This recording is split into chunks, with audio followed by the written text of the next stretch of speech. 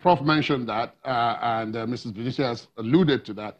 We've had quite a huge presence of security personnel. Sometimes it's called deterrence, others, sometimes it's called show of force. But in more recent times, the show of force part of it has become really obvious. I remember that in the case of the Osun State election, if I got the figures right, some 30,000 cops were deployed for that election. Now we're talking about elections in some 30 states. Federal and state and House of Assembly and National Assembly elections in all those places. Now, Professor Mammon, I believe it's you I should ask this. Considering your first comment when we started, now where we are today, and given that Prof has said this, we can't ask security to leave our elections alone. Where is the middle point, if indeed a middle point is needed, between enough security and too much security?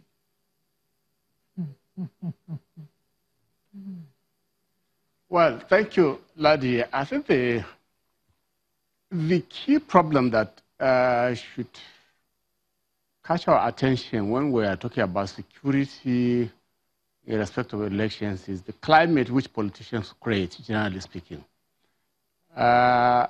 We go into elections as if we are going into a combat, war situation, so we create a climate of fear. And so when a climate of fear is created, then naturally you will talk about how to bring in security to maintain law and order. Whereas in other countries, developed democracies, you just even walk in, you don't even notice that elections are going on. And because the choices is not about, the choices are quite clear. It's about programs of political parties, it's about their antecedents, and their engagement with the society on those programs, you know, and they are key into the aspirations of the society.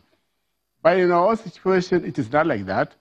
And then secondly, we now have a situation where we have the younger elements, you know, are brought in as part of the security cover, not really for the purposes of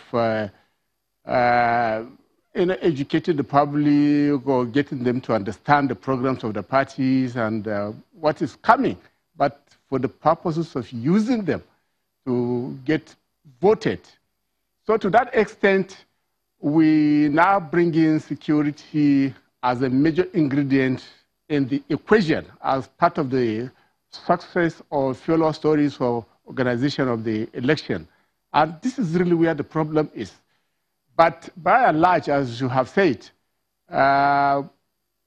the current situation that we are having appears to me to be a bit calmer than what we had in 2015.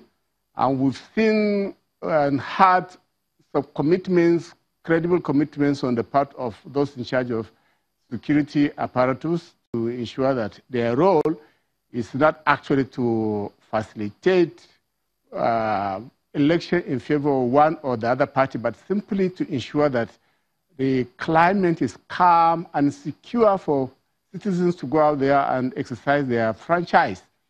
And we know some areas are a bit volatile, but again, the answer to that is not really flooding the place with security, because that can have a counterproductive effect.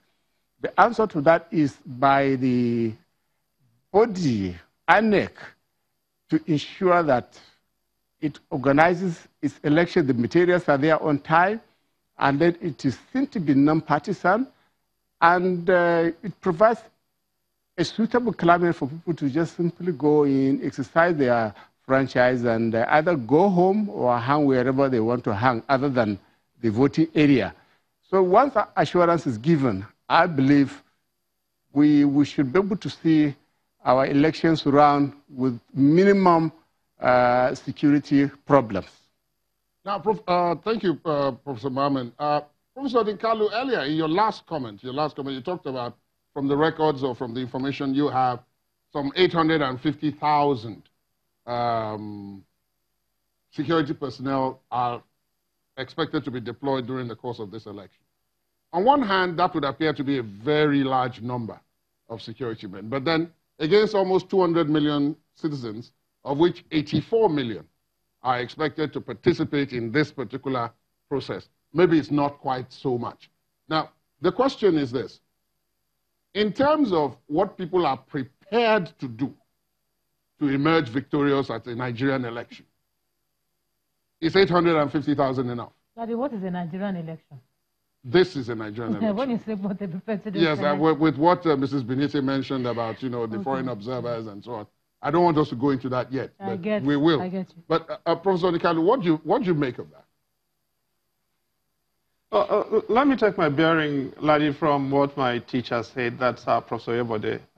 He's my teacher. Yes, he already acknowledged that here that you were a student. He has told us so much now. Yeah, he did teach me at the University of Lagos, actually. Now, the point is this.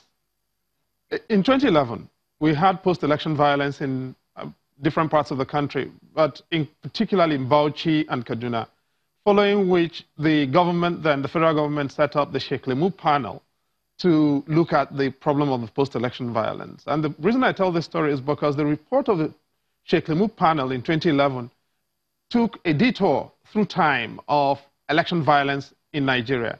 And it went back, and therefore election security. And the story began with the LEGCO, the Legislative Council elections in 1922. And according to the report of the Sheikh Lemu panel, election violence and election insecurity has become part of Nigerian culture.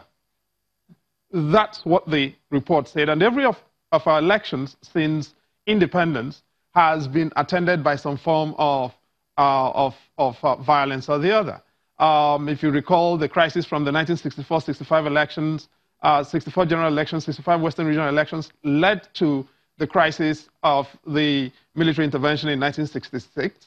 And then you go on to 31st of December 1983, when the government of President Shagari was overthrown. The Supreme Court gave two verdicts. One on the governorship election in Anambra State. The other was governorship of election in Ondo State, where violence actually was used to sort out issues of what was perceived to be the rigging of the elections.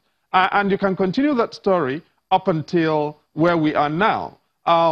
Now, I take a less sanguine view of the security situation than the learned senior advocate, Professor Maman. I do think we have a much more difficult security landscape.